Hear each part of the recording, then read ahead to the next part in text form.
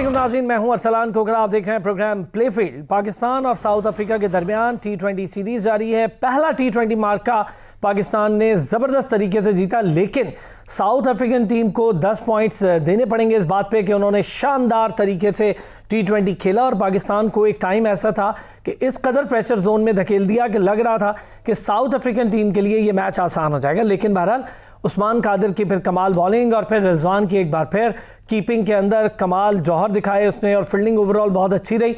तो टीम ने कुल मिला के अच्छा परफॉर्म किया और फिर पाकिस्तान 3 रन से ये मैच जीता। कोई बहुत बड़ा मार्जिन नहीं है। आज दूसरा T20 मैच खेले जाना है पाकिस्तान और साउथ अफ्रीका के दरमियान। इसके बाद पाकिस्तान ने साउथ अफ्रीका का टूर करना है। ये पेंडिंग टूर था जो कि अक्टूबर में होना था, कोरोना की वजह से रुक गया, फिर करना है। दूसरा, पाकिस्तान में खेलों का मेला सबसे बड़ा PSL शुरू होने जा रहा है और बैनुल-अक़वामी खिलाड़ी और कोचेज़ की आमद का सिलसिला शुरू हो चुका है। पाकिस्तान में 20 तारीख से PSL के मैचेस स्टार्ट हो जाएंगे। कराची और फिर लाहौर में मैचेस होंगे, लेकिन अच्छी बात यह है कि 20% शायकीन क्रिकेट ये मैचेस देख पाएंगे। कराची में 7500 लोगों को अलाउ है और लाहौर में जो मैचेस होंगे कज़ाफ़ी स्टेडियम में, उसमें 5500 यानी 5500 लोग अलाउ हैं। कैसे टिकट ली जा सकती हैं, क्या मामला है, और फिर PSL के मामलात के अलावा जो 2 क्रिकेटर्स के दरमियान एक ट्विटर जंग चल रही है, उसकी असल वजह क्या, असल कहानी क्या है, उस पर भी बात करेंगे। मेरे साथ अरसलान शिराजी स्टूडियोज़ में मौजूद हैं, स्पोर्ट्स जर्नलिस्ट हैं, कवर कर रहे हैं इस सीरीज़ को और बहुत सारी सीरीज़ को खुद जाकर कवर कर चुके हैं, बहुत बेहतर तरीके से जानते हैं। और जो सबसे अच्छी बात है अरसलान शिराजी की वो ये है कि जितने क्रिकेटर्स जो कुछ कर रहे होते हैं उसमें बड़ी गहरी नज़र रखे हुए होते हैं। NADRA Mushtaq senior sports analyst हैं कराची से, उन्होंने हमें ज्वाइन किया है। बहुत शुक्रिया आप दोनों हजरात का। अरसलान, ये बताएं कि पहला मैच हुआ T20 का, उससे पहले टेस्ट मैच आपके साथ डिस्कस पहले हो चुका। T20 मैच में कहीं कुछ कमी रह गई मुझे लगता है, जिसकी वजह से हम इतने प्रेशर जोन में चले गए कि साउथ अफ्रीका एक टाइम पे जीतती हुई भी दिखाई दे रही थी। देखें, जब आपके प्राइम फार्म में आपके सीनियर्स होते हैं और फिर उनको आप किसी न किसी इनाद की बिना पे या किसी वजह से या किसी भी टसल की बुनियाद पे उन्हें ड्रॉप कर देते हैं, तो उसके बाद टीम को ये प्रेशर तो झेलना पड़ता है।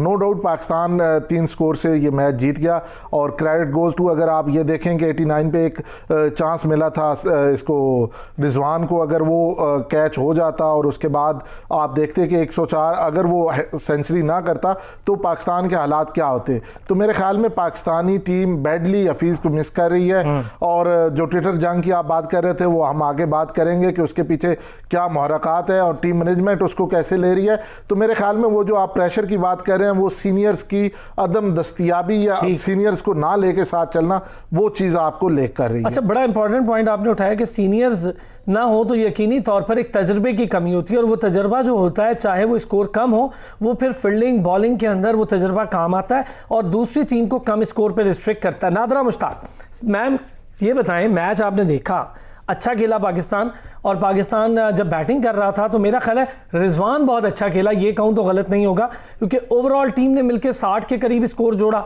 बाकी सारा स्कोर रिजवान का था, 70% स्कोर रिजवान ने किए। माशाल्लाह बहुत फॉर्म में है। पाकिस्तान का दूसरा बैट्समैन है जिसने हर फॉर्मेट में सेंचुरी कर ली है, और बड़े कमाल की बात यह है कि रिजवान यके बाद दीगरे सेंचुरी कर रहा है, एक टेस्ट में करके आया और फौरन ही फिर T20 में। जी बिल्कुल, आप सही कह रहे हैं कि मोहम्मद रिजवान ने जिस तरह से शानदार बैटिंग का मुजाहरा किया है, इसकी वजह से पाकिस्तान की जो एक रेपुटेशन है वो बहुत ज्यादा अच्छी हो गई, पाकिस्तान स्कोर तोड़ने में कामयाब हो गया। आपको आवाज आ रही है मेरी? जी बिल्कुल आ रही है। ओके। और दूसरा ये कि रिजवान बहुत फॉर्म में है और टेस्ट में उन्होंने जिस तरह स्कोर की सेंचुरीज, तो उनका जो मोराल है वो ऑलरेडी बहुत ज़्यादा बूस्ट हुआ हुआ था, और जब प्लेयर का एक फॉर्म लग जाए तो मेरे ख्याल से वो फॉर्म इतनी जल्दी टूटती नहीं है। अगर थोड़ा सा भी खेती होते रिजवान तो मेरे ख्याल से उनके लिए ये सेंचुरी करना भी थोड़ा सा मुश्किल हो जाता। लेकिन यहाँ पर सवाल ये पैदा होता है कि क्या अब तक हम एक ही प्लेयर के ऊपर टिके हुए हैं, या हमें तो और प्लेयर्स को भी देखना होगा ना।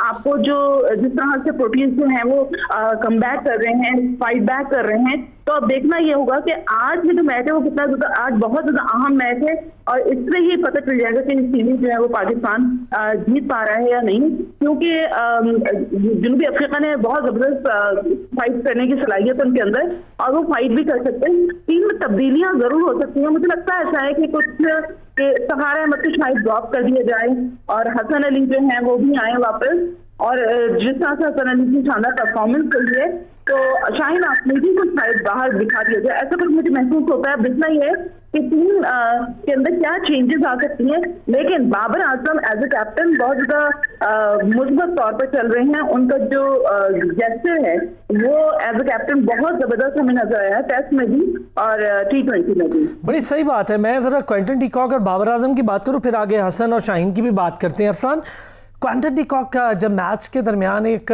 प्रेशर सिचुएशन बनी, आपने भी देखा, और वो खुद परफॉर्म नहीं कर पा रहे थे, फिर जब कीपिंग में थे तो वो गैर ज़रूरी तौर पर डायलॉग का एक सिलसिला शुरू हो गया कि द बैट्समैन के साथ बगैर किसी वजह के, चूंकि वो टीम प्रेशर में थी वो अंदाज़ा। और लेकिन बतौर कैप्टन जाहिर है क्विंटन डी कॉक के ऊपर खुद भी बाउचर ने भी कह दिया कि टेम्परेरी टेस्ट कैप्टन है, काफ़ी ज़्यादा प्रेशर है। जब अच्छा प्लेयर हो, फॉर्म में ना हो, तो क्या उसको कैप्टनसी में इस तरह की चीज़ें जेब देती हैं कि वो अपनी फ्रस्ट्रेशन शो करना शुरू कर दे? देखिए, इंटरनेशनल लेवल पे आपने कहीं ना कहीं अपना प्रेशर रिलीज़ करना होता है, और ये ऑस्ट्रेलिया के भी जो प्लेयर्स हैं वो भी यही काम करते हैं कि दूसरे को प्रेशर में ला के अपना प्रेशर रिलीज़ करते हैं।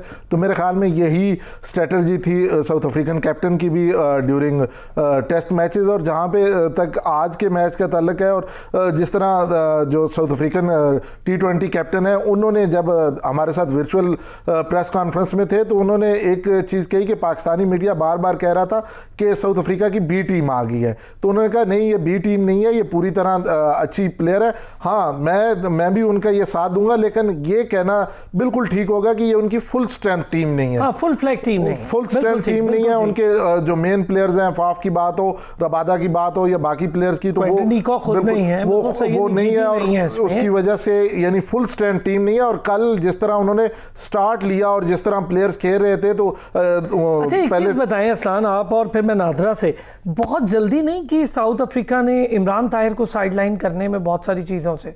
देखिए, ये पाकिस्तानी क्रिकेट नहीं है कि एक प्लेयर आएगा और वो 18 साल खेलता रहेगा। या ये यानी साउथ अफ्रीकन हो, ऑस्ट्रेलियन हो, न्यूजीलैंड हो, इंग्लैंड हो, ये यही चीज़ है कि उनके बैकअप्स मौजूद होते हैं। और थोड़ा सा जैसे ही उसका फोकस हटता है, मेरे ख्याल में इमरान ताहिर का फोकस हमारे प्लेयर्स की तरह ज़्यादा लीग्स की तरफ हो गया था, तो वो टाइम नहीं दे पा रहा था अपनी इंटरनेशनल क्रिकेट को, उसका ज़्यादा फोकस उस साइड पर था। तो उन्होंने कहा आप उधर फोकस रखें, आपकी रिप्लेसमेंट मौजूद है, तो हम आपकी रिप्लेसमेंट ले आते हैं। यही चीज पाकिस्तान को भी करनी पड़ेगी। जब तक पाकिस्तान क्रिकेट ये काम नहीं करेगी तब तक ये मसाइल जारी रहेंगे। अच्छा, वैसे उस्मान कादिर के बाद हमारे पास एक अच्छा ऑप्शन है लेग स्पिन के लिए, जो कि बहुत अरसे से यासिर पर एक प्रेशर है बेचारे पर, 100 ओवर कर जाता है। एक ही बंदा है जो दोनों एंड से बॉलिंग शुरू हो जाता है, कभी उस एंड से कभी इस एंड से।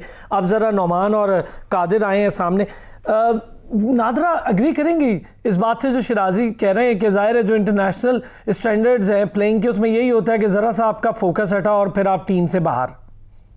बात दरअसल ये है, बिल्कुल सही कह रहे हैं हसनान, कि उनके पास एक तो वो बैकअप तैयार कर रहे होते हैं, उनका डोमेस्टिक स्ट्रक्चर बहुत स्ट्रॉन्ग है। फिर वो देखते हैं कि अगर किसी की परफॉर्मेंस इतनी ज्यादा आपको दिमाग नहीं है तो उसको थोड़ा सा रेस्ट देते हैं ताकि वो अपनी जो फॉर्म है वो बहाल करे और उसके बाद वो वापस टीम के अंदर आ जाए। और इसी तरह से उनके पास आप देखते हैं कि एक के बाद एक नया प्लेयर भी नजर आता है। प्लस ये कि वो जो फॉर्मेट्स हैं उन फॉर्मेट्स को बड़ा फोकस करते हैं कि किस फॉर्मेट के लिए कौन सा प्लेयर बहुत ज्यादा सूटेबल है, तो उसको लेकर आते हैं। डोमेस्टिक में जो बहुत टॉप परफॉर्मर होता है वो आता है और वो हमें नजर आता है कि हम समझते हैं उनके पास जो है वो नए नए प्लेयर्स आ रहे हैं, वो सिर्फ अकॉर्डिंग टू द परफॉर्मेंस लेकर आते हैं। ऐसा नहीं है कि वहाँ पर्ची सिस्टम हो कि आप किसी चचा का बेटा, मामू का बेटा, फुफा का बेटा आ जाए, ऐसा नहीं होता है। वहाँ सिर्फ परफॉर्मेंस होती है। हमारे यहाँ नादरा मुझे ये बताएं, ठीक है आप जो जिक्र कर रही हैं मैं समझ गया हूँ, लेकिन बहरहाल मैं समझता हूँ ये अनफेयर है इमाम उल हक के साथ कि अगर उसको ये कह दिया जाए कि वो किसी का रिश्तेदार, he is a very good player. और भी हैं नहीं, ऐसे बहुत सारे होते हैं, लेकिन ये कि सिर्फ इमाम तो बेचारे टॉप ऑफ द लिस्ट रहे हैं हमेशा से कि वो इंतजाम के भतीजे हैं, प्लेयर अच्छे हैं, नो डाउट। लेकिन मैं एक जनरल बात करी हूँ, जैसे अब मैंने ये बात क्यों की, अभी कुछ ही अर्से पहले मैंने स्टेटमेंट सुना मुदस्सिर नजर का, जब वो एनसीए के हेड थे। उन्होंने कहा जी पीछे से हमें फोन आते हैं, कभी हमें वज़ीर आज़म हाउस से आ रहे होते हैं, कभी बड़ी बड़ी जो शख्सियात हैं फोन करते हैं, वो कहते हैं कि हमारे बच्चे को अब एनसीए में प्रैक्टिस करने दें, ये करने दें। तो ये वाली चीज जब तक खत्म नहीं होगी, मेरिट पे काम नहीं होगा, तो हमारे यहाँ प्लेयर्स से लौट नहीं निकल सकती। भाई क्या कहते हैं अरसलान, ये स्टिल मसला है हमारे साथ कि अब हमारे वज़ीर आज़म इस चीज़ से जान छुड़ाने के लिए वसीम खान एहसान मानी को लाए हैं, और फिर वसीम अगर मौजूद हैं, एहसान मानी मौजूद हैं, वो एक नया स्ट्रक्चर ले आए हैं, फिर भी ये चीज़ें जान नहीं छोड़ रही हैं। नादरा जो बात करी है, ये कुछ अर्सा पहले तक तो बिल्कुल ठीक थी, लेकिन अभी मेरी जो लास्ट मुलाकात हुई है वसीम खान साहब के साथ, उसमें ये चीज़ें डिस्कस हुई थी उनके साथ, और उन्होंने मुझे कुछ नाम भी बताए थे कि जिनकी कॉलें आई और उन्होंने उनको क्या रिस्पॉन्ड किया। तो बड़ा मज़ा आया उनकी ये बात सुन के कि उन्होंने किस तरीके से रिस्पॉन्ड किया और किस तरीके से उन्होंने उनकी जो वो जिनकी वो कर रहे थे, जिनकी सिफारिश कर रहे थे, उन्हें ही साइडलाइन कर दिया कि अब आप डबल कारकर्दगी के साथ आएंगे, डबल परफॉर्मेंस के साथ आएंगे तो तब हम लेंगे, आपको सिंगल परफॉर्मेंस के साथ भी नहीं लेंगे। तो यही अब चेंज आ रही है। और अभी जिस तरह नादरा कह रही थी कि इंटरनेशनल लेवल पे आपकी डोमेस्टिक इतनी स्ट्रांग होती है कि आपके बैकअप्स मौजूद होते हैं, तो पहली दफा पाकिस्तान में ये चीज देखने को मिल रही है कि पाकिस्तानी प्लेयर्स के बैकअप्स मौजूद है। अच्छा अरसलान, मैं चाहूंगा कि चलें, ये तो मैं आपसे बात आगे भी कर लेता हूँ पूरे प्रोग्राम में। एक ट्विटर जंग शुरू हो गई सरफराज अहमद और मोहम्मद हफीज़ के दरमियान। चलें एक छोटा सा ब्रेक लेता हूँ, ब्रेक से वापस आता हूँ तो ये दोनों हजरात से बात करूँगा कि नंबर 1 कहने की जंग शुरू हो गई। हफीज़ ने प्रेज़ किया रिजवान और उसकी इनिंग्स को और उसकी परफॉर्मेंसेस को नंबर 1 कहकर, जिस पर सरफराज ने भी एक आगे से ट्वीट कर दिया, तो ये अच्छी खासी जंग शुरू हो गई। अब उस पर क्या हुआ, कैसे आगे बढ़ी है, क्या मामला है, बोर्ड क्या कर रहा है, ये ज़रा इन दोनों हजरात से जानता हूँ। वापस आता हूँ एक ब्रेक से।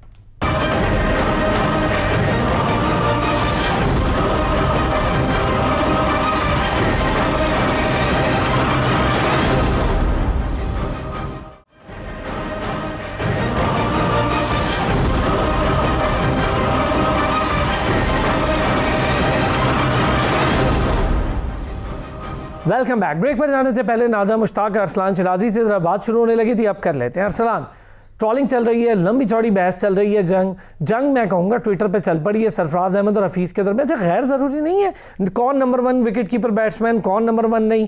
अच्छा, सरफराज को क्या मतलब कोई बात हिट हुई है इस बारे में? देखिए, हफीज़ जो है ना, उसे प्रोफेसर कहा जाता है।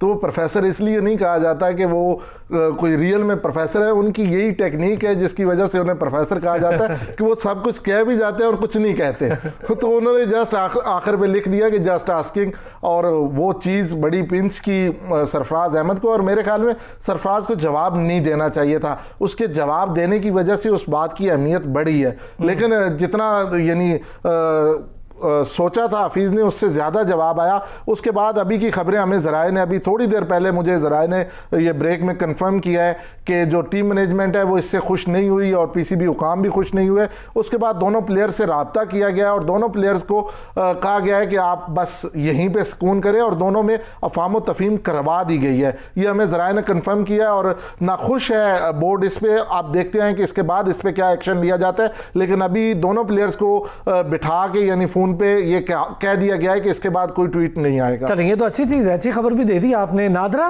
गैर ज़रूरी नहीं है सरफराज अहमद क्यों बिला वजह प्रेशर में है? ठीक बात है, वो खुद भी तो प्रेस कर रहे हैं रिजवान को, जब उन्होंने सेंचुरी की तो बड़ा अच्छा है, उन्होंने भी कलमात कहे रिजवान के लिए। और सरफराज नो डाउट अच्छा प्लेयर है, सारा कुछ है, लेकिन ये बात दुरुस्त है कि रिजवान ने अपने आप को इम्प्रूव किया और ख़ुद को मनवाया, इसमें तो कोई दो राय नहीं है। बिल्कुल आप सही कह रहे हैं कि रिजवान ने अपने आप को मनवाया है, मेहनत की है, और सरफराज ने उसको बहुत अप्रिशिएट किया था, हक भी किया। और जबकि यासिर शाह ने, आपको पता है, उनके ऊपर टॉन्ट भी किया था कि भाई तुम 50 मैं बना सकता हूँ तो तुम 50 ऊपर बनाओ तो मानो, तो ये वाली भी चीज थी।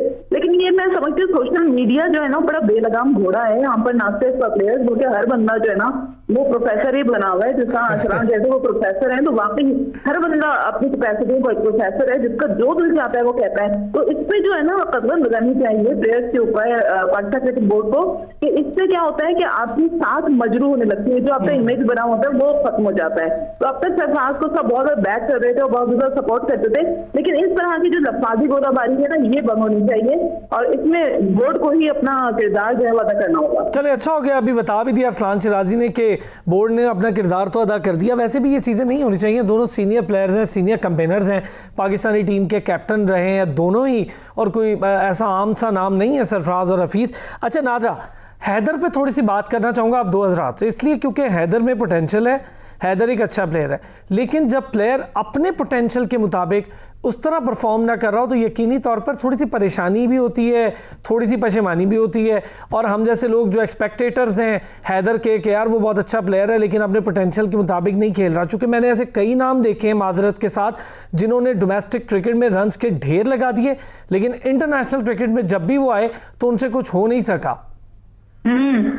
हैदर अली को मेरे ख्याल से अभी जो मौका मिलेगा इनको थोड़ा सा, इनका शायद मुझे ऐसा लगता है कि इनके सब बैटिंग ऑर्डर जो है ना थोड़ा सा आगे पीछे किया जाए। उसके अलावा आपको मालूम है जो डोमेस्टिक की बात करें जिनसे अच्छी परफॉर्मेंस लगाने से जिसको अभी तक मौका नहीं मिला, तो हो सकता है उनको भी मौका मिल जाए। ऐसा कुछ हो सकता है कि चेंजेस आएंगी सेकंड आज के मैच में, क्योंकि पाकिस्तान को मैच हर हाल में बचाना भी है ना। अच्छा ये भी है, ये शिराजी क्या कहेंगे?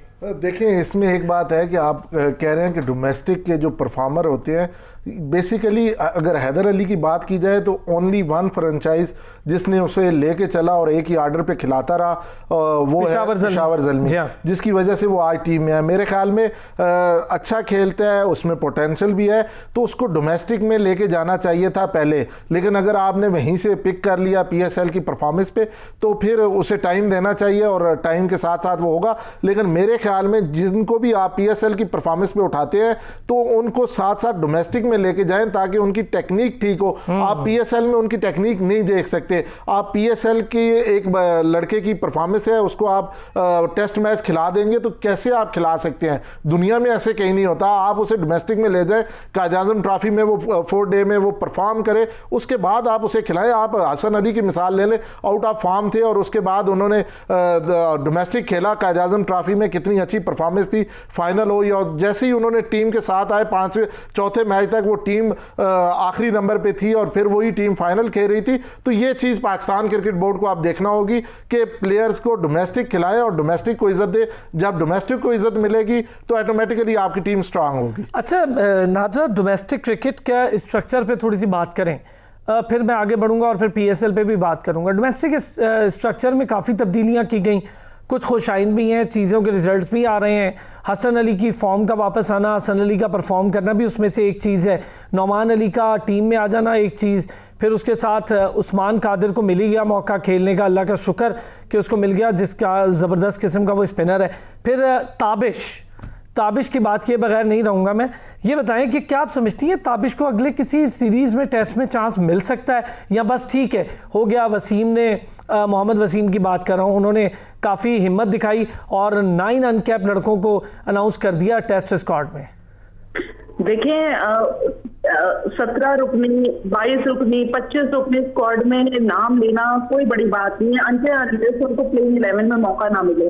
तो जब तक प्लेइंग 11 में वो अपने कारकर्दगी के जौहर नहीं दिखाएंगे, डोमेस्टिक परफॉर्मेंस है फिर इंटरनेशनल लेवल पे खेलना थोड़ा सा डिफरेंट हो जाता है। जब तक उनको शामिल इंटरनेशनल में नहीं किया जाएगा, हम यहाँ पर कह रहे हैं कि उनको शामिल किया जाए, लेकिन बोर्ड नहीं कर रहा या सेलेक्टर्स नहीं कर रहे, तो ये तो उनकी जवाबदेही है। करना चाहिए ताबिश को, जिस तरह अभी हम बात कर रहे हैं कि दानिश अजीज को मौका मिल सकता है, शकील साउथ शकील को नहीं मिला हुआ मौका। तो ये तमाम चीजें जो है ना ये बड़ा नेगेटिव इम्पैक्ट करती हैं कि आप एटलीस्ट उनको मौका दे ताकि हमें पता चले कि हाँ आया वो इस काबिल आया नहीं है। अब फवाद आलम को आप 11 साल बाद लेकर आए तो उनकी परफॉर्मेंस उस तरह की नहीं थी जो अब है, क्योंकि एक कॉन्फिडेंस बिल्टअप हो गया उनके अंदर। उन्होंने एक अच्छी परफॉर्मेंस देके बताया कि हाँ मैं खेल सकता हूँ, क्योंकि जब भी आप टीम के अंदर आते हैं थोड़ा बहुत आपके अंदर एकदम तो आपका मुराल बूस्ट नहीं होता है, हर तरफ से लोगों की नाकदीन की जो वो है अटैक्स हो रहे होते हैं, तो उसका भी उनके जो उस पर जहन पे असर पड़ता है। लेकिन आपकी परफॉर्मेंस बाय द टाइम और जब निखरती है, जब आपको मौके मिलते हैं, आपको मौके नहीं मिलेंगे, आप इसी तरीके से जो है वो बैठे रहेंगे, टीम के अंदर आएंगे 15 रुकनी और फिर आप बैठे हुए, आप कुछ कर नहीं है। तो जब तक आप कुछ करके नहीं दिखाएंगे तो हम क्या कह सकते हैं कि ताबिश को आना चाहिए नहीं आना चाहिए। ये बात ठीक है कि उसको मौका भी मिले। मैं यही बात पूछूं कि क्या ऐसा मुमकिन है कि उसको मजीद मौका मिल सके, क्योंकि जाहिर है करेज दिखाई है मोहम्मद वसीम ने। मैं इस बात पर बहुत खुश हुआ हूँ कि ठीक है नए लड़कों की इंडक्शन हुई, अच्छी बात है। अरसान अगर हम ज़रा ये चीज़ देखें कि जो फवाद आलम है वो एग्जाम्पल है खाली पाकिस्तान नहीं पूरी दुनिया में उन क्रिकेटर्स के लिए जो लोग डिस्करेज किए जाते हैं, डिसहार्ट हो जाते हैं, लंबा अरसा टीम से बाहर रहते हैं। मेरा ख्याल है इतनी मिसाल को दूसरी मिसाल ही फवाद आलम है। इससे पहले एक ही मिसाल है, वो भी एक ही मैच खेल पाए थे वापस आने के बाद, लेकिन फवाद ने कमाल किया। और फिर मुझे लगता है कि जो नए लड़के हैं जैसे आमिर ने जल्दबाजी कर दी, ये काम नहीं करना चाहिए था। हसन अली ने अपने आप को इम्प्रूव भी किया और फिर उसने अपने आप को प्रूव भी किया इसी टेस्ट में। फिर सोहेल कंटिन्यूस ड्रॉप हो रहे हैं, हालांकि मैं समझता था सोहेल खान को ड्रॉप इंग्लैंड में कम से कम नहीं होना चाहिए था। पर जब कोई प्लेयर एग्जाम्पल सेट करता है तो उससे कितनी मोटिवेशन होनी चाहिए उन क्रिकेटर्स को जो लोग बाहर बैठे हैं बेंचेस पे। देखें, पहली जो बात आप मोहम्मद वसीम वाली कर रहे थे तो मैं उस पर यह कहूँगा कि उन्होंने पॉपुलर डिसीजन लिया था 9 अनकैप्ड प्लेयर्स को सिलेक्ट करके। आप at the end of day देखें, जैसे नादरा कह रही थी कि उनमें से खेले कितने, सिर्फ 2 प्लेयर्स ने डेब्यू किया और असल में बात ये देखनी थी कि खेलते कितने हैं। उन्होंने टीवी प्रोग्रामों में बैठ के ताबिश खान के हवाले से कहा था कि 599 विकेटें हैं उनकी डोमेस्टिक में, मैं उन्हें लेके आऊँगा। वो लेके तो आ गए लेकिन वो खेले तो फिर भी नहीं, वो बाहर बैठे रहते या बेंच पे इधर बैठे हुए हैं। बात तो एक ही है, उन्होंने पॉपुलर डिसीजन लिए लेकिन एट द एंड सिर्फ 2 प्लेयर्स खेले हैं। चलें, पॉपुलर डिसीजन है, आगे देखते हैं कि आगे क्या होता है। जहाँ तक बात आप करेज की बात कर रहे हैं तो एक जिंदा मिसाल है, 10 साल बाहर रहे फिर भी परफॉर्म करते रहे। और पिछले जब सेकंड टेस्ट मैच हो रहा था तो मैं दोनों का मुआवजा कर रहा था और टीवी पे भी वो स्क्रीन पे भी आ रहा था, अजहर अली और इसका फवाद आलम का। फवाद आलम ने भी 13,000 स्कोर किए हैं अपने डोमेस्टिक कैरियर में और उन्होंने भी 13,000 किए हैं, लेकिन इनिंग्स का बड़ा फर्क है। 175 इनिंग दी है फवाद आलम ने, 211 अजहर अली ने ली है। अजहर अली 85 टेस्ट मैचेस खेल चुके हैं और उसके बाद उनकी परफॉर्मेंस आपके सामने है। नो डाउट उन्होंने 6,000 स्कोर किया और एक वक्त में पाकिस्तान की बैकबोन रहे हैं। लेकिन अभी की बात अगर करूं और आप फवाद आलम की परफॉर्मेंस देख लें, यही अगर 10 साल फवाद आलम खेल के आता तो चीज़ें डिफरेंट होती और आज आपको जो मसाइल बैटिंग में देखना पड़ रहे हैं वो ना होते। इसके लिए मैं ये कहूँगा कि आप इसी तरह यानी जितने भी प्लेयर्स हैं जिनको मौका नहीं मिला वो मेहनत करते रहे और एक दिन आपका वक्त आएगा। चलिए एक ब्रेक लेता हूँ, फिर आता हूँ, ज़रा इस पर बात करेंगे कि कौन कौन से वो प्लेयर हैं जो ओवरबर्डन हो रहे हैं। मैं ख़ास तौर पर शाहीन आफरीदी की बात करूँगा। शाहीन आफरीदी पाकिस्तान के लिए एक असासा है, किसी भी वक्त मैच का पासा पलट सकता है, बल्कि वो पलट देता है। टेस्ट मैच में हसन अली के साथ भी उसने करके दिखाया, फिर यहाँ भी विकेट्स लेता है वनडे और T20 में। लेकिन वो क्या ओवरबर्डन है? चूंकि बहुत ज़्यादा क्रिकेट हो रही है। वापस आते हैं तो इस पर बात करते हैं।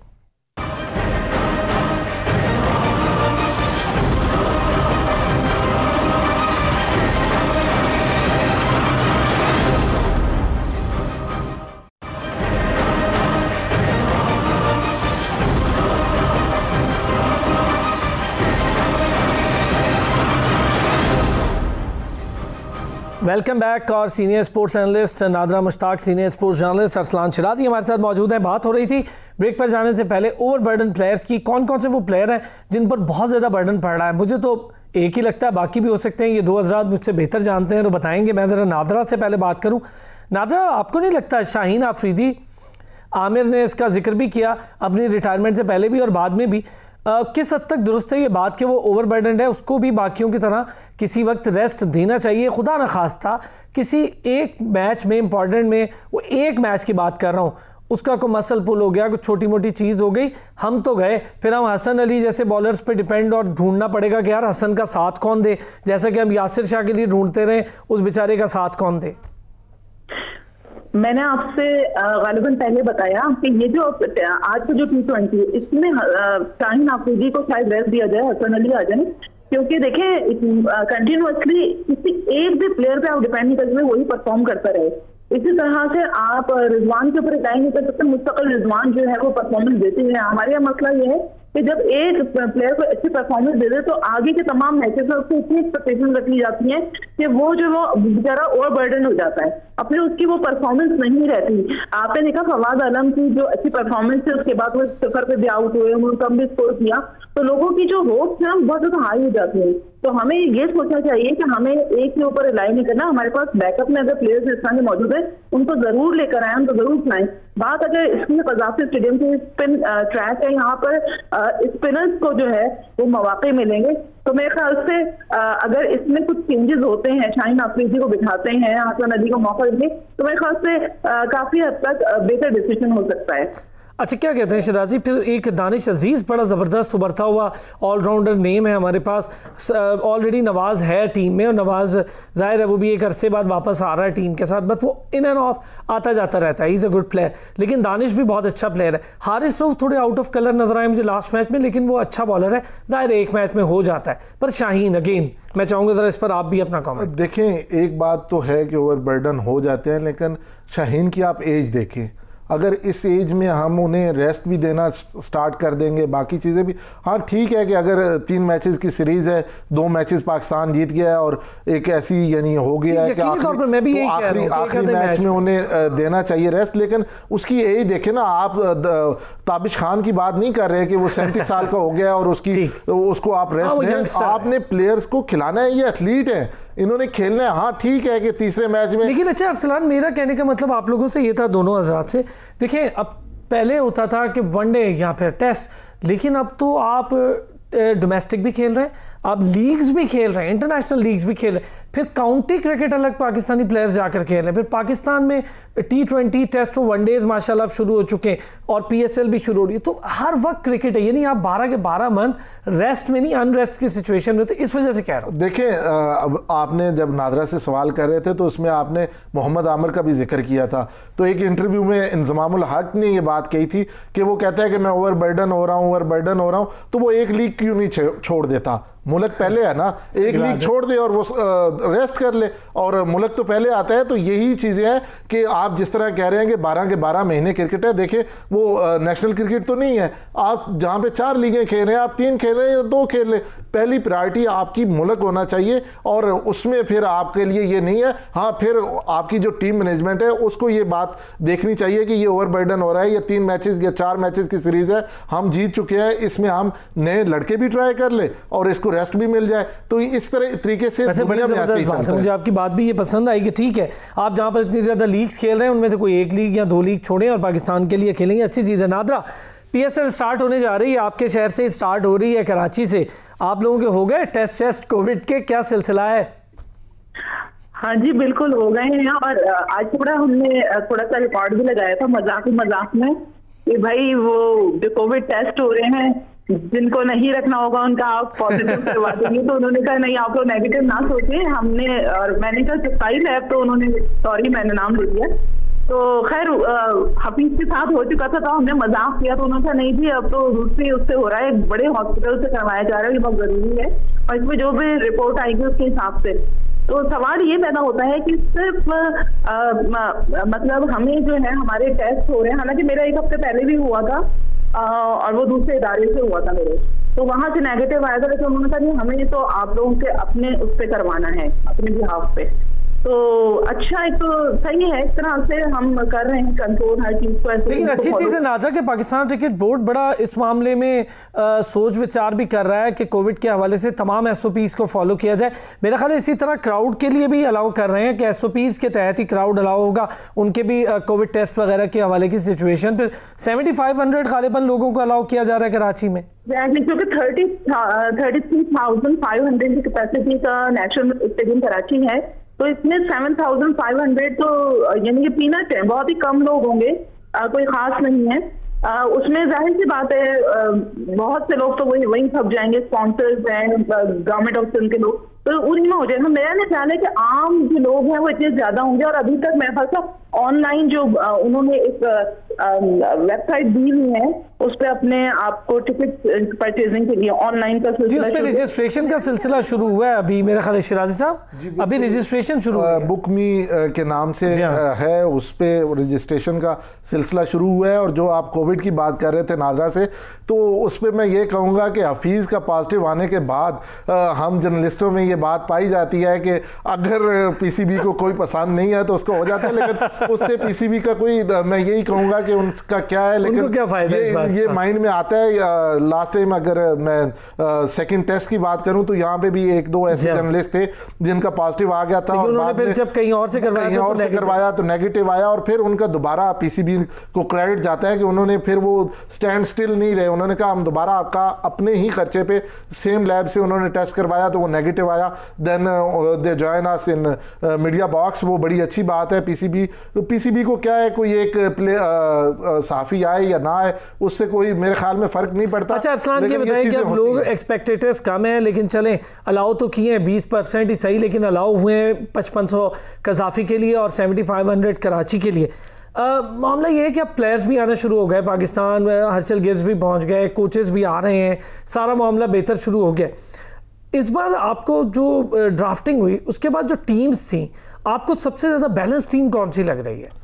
देखिए मैं तो इसमें कहूँगा कि पेशावर ज़ल्मी के साथ धोखा हुआ है क्योंकि मेरी खुद ज़राए से बात हुई थी जिसमें मुझे कंफर्म किया गया था फ़खर ज़मान और शाहीन शाह अफरीदी मूव करेंगे टूवर्ड्स पेशावर ज़ल्मी, और इसी वजह से उन्होंने रिलीज़ किया था, जो इमामुल हक है उनको भी रिलीज़ कर दिया था, और बाद में फिर ड्राफ्टिंग में उन्हें उठाना पड़ा। अगर उठाना ही था तो वो पहले ही, और सबसे कम फ़खर के साथ भी हुआ था ना जी, सबसे कम रिटेन्स भी पेशावर ज़ल्मी ने इसीलिए की थी क्योंकि उनकी बातें बिल्कुल फाइनल हो चुकी थी। लेकिन फिर क्या हुआ, क्या धोखा हुआ या क्या मैं उसको कहूँ, क्या चक्कर चला कि वो फिर नहीं हो सका।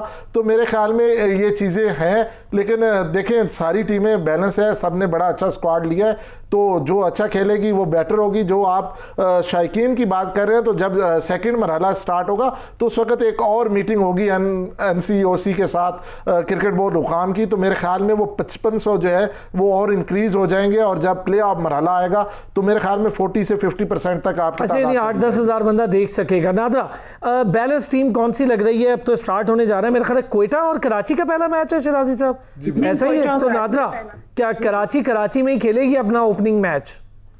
जी, ओपनिंग मैच दोनों टीमों का है, और शाम के वक्त होगा, ये शाम 7 बजे।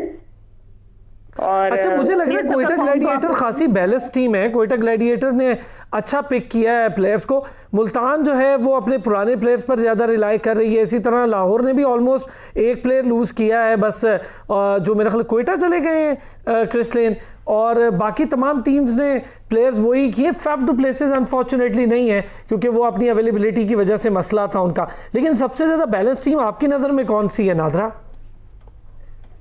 देखिए बैलेंस टीम है, तो हम जब खुद से एनालिसिस करते हैं हम कहते हैं फलानी टीम बैलेंस है, लेकिन असल परफॉर्मेंस जो है ना वो ग्राउंड में नजर आती है। मुझे मुल्तान जो है ना, पहले लगता था कि मुल्तान कोई खास नहीं है, लेकिन मुल्तान ने जो परफॉर्मेंस दी तो हम कहते थे नहीं गई ट्रॉफी तो मुल्तान नहीं उठानी है। लेकिन क्या हुआ कि लाहौर कलंदर से एकदम से आ गए, हालांकि जो हमेशा बेचारे निशाने हदफ बनते हैं राना साहब। तो इस दफा जो टीम है कौन सी अच्छी है ये कहना कबल वक्त है, टू बी वेरी ऑनेस्ट। मैं किसी को अभी अच्छा, लेकिन एक बात बताएं, क्या आप लगता है कि लाहौर कलंदर कोई डिफरेंट परफॉर्म करेगी? क्योंकि फाइनल खेलना बहुत बड़ी बात है, टीम का मोराल भी बुलंद हो जाता है। जी बिल्कुल हो जाता है, और लाहौर कलंदर मुझे ऐसा फील हो रहा है कि इस दफा लाहौर कलंदर आगे तक जाएगी। अच्छा, काफी आगे तक। शराजी साहब, कैप्टेंसी वाला मामला बार बार क्यों डिस्कस हो रहा है लाहौर कलंदर का? मुझे इस पे वैसे बड़ी बुरी बात है कि वो फाइनल तक ले गया बेचारा, अब आप क्यों उसको लोग डिस्कस कर रहे हैं? देखिए एक बात मैं कहूँगा इस पे, क्वेटा के जो ओनर है नदीम उमर साहब बड़ी मुश्किल हालात से गुजरे हैं, कोविड पूरी फैमिली, तो हमारी दुआएं उनके साथ है। और उसके बाद टीम यानी उनके कोविड के दौरान वो आइसोलेशन में थे, जब टीम सिलेक्ट हुई है, जब ड्राफ्टिंग हो रही थी, तो हमारी दुआएं उनके साथ है। जहाँ तक बात आप ये कर रहे हैं, तो ये हम भी शुरू से यानी ये हम तो पहले यानी सीजन से लाहौर कलंदर के साथ है, चाहे वो डूबे हैं या अच्छा, ज्यादातर लोग उसके फैन हैं। नहीं फैन नहीं है, क्योंकि ताल्लुक ये सही बिल्कुल इस तरह होता है कि वो एक टीम के साथ आपकी ताल्लुक ऐसा बन जाता है, और राना साहब से एक प्यार का ताल्लुक है। लेकिन जहाँ तक बात आप कह रहे हैं कैप्टेंसी की, तो उसी ने वो आपको उधर से जिताई है, अभी भी वो कैप्टन था। तो मेरे ख्याल में ये एक अच्छी बात है कि आप एक नई ग्रूमिंग कर रहे हैं, नए प्लेयर्स लेके आ रहे हैं। तो वो पाकिस्तान देखें, वो पाकिस्तान का मुस्तकबिल है, और पाकिस्तान का मुस्तकबिल PSL से ही निकल रहा है। यहाँ पे इंटरनेशनल प्लेयर्स को आप कैप्टेंसी करेंगे, आप उनके स्किपर होंगे, तो कल पाकिस्तान के लिए वो अच्छा है। तो मैं तो इस चीज़ को पॉजिटिव लूँगा कि बड़ा अच्छा काम कर रही है लाहौर कलंदर। जैसे हाई परफॉर्मेंस सेंटर भी उन्होंने बनाया है, वहाँ पर प्लेयर्स को वो लेके जा रहे हैं। उन्हीं प्लेयर्स को वो हमारे जो यानी ग्रास रूट लेवल से उठाते हैं, उनको इंटरनेशनल लेवल पर लेके जाते हैं, इंग्लैंड लेके जाते हैं, ऑस्ट्रेलिया लेके जाते हैं। तो मेरे ख्याल में ये एक पॉजिटिव साइन है। ये ये एक सलमान आगा की तरह के प्लेयर्स। बहुत बहुत शुक्रिया। अरसलान शिराजी और नाज़िर मुश्ताक हमारे साथ मौजूद थे। आज के प्रोग्राम में बहुत सारी चीज़ें डिस्कस हुई। अब ज़रा आज T20 का मैच है, दुआ गो है पाकिस्तान ये T20 मैच भी जीत जाए और ये सीरीज़ भी वाइट वॉश करे, ताकि पाकिस्तान का ज़रा बेहतर रैंकिंग भी हो जाए और फिर मोराल भी थोड़ा अप हो जाएगा पाकिस्तान के लिए। अब तक के लिए इतना ही, अगले हफ्ते फिर होगी आपसे मुलाकात। अपना ख्याल रखिएगा।